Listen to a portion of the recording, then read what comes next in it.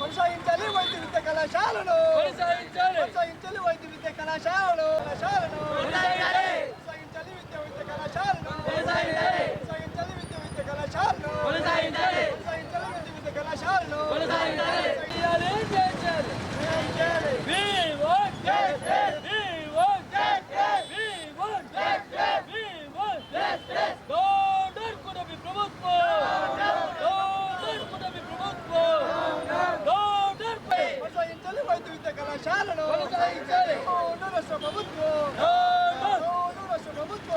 రాష్ట్ర ప్రభుత్వం జగన్మోహన్ రెడ్డి గారు ఏదైతే రాష్ట్రంలో 5 మెడికల్ కాలేజీలు తీసుకురావడం జరిగింది.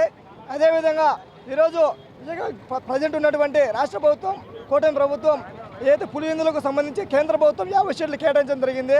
అదేవిధంగా ఈరోజు పులివెందులో ఉన్నటువంటి విద్యార్థులకు అన్యాయంగా ఈరోజు దుర్మార్గంగా ఈరోజు చంద్రబాబు నాయుడు ఎన్ఎంసీకి లేఖ రావడం చాలా దుర్మార్గమైన పరిస్థితి కనిపిస్తూ ఉంది.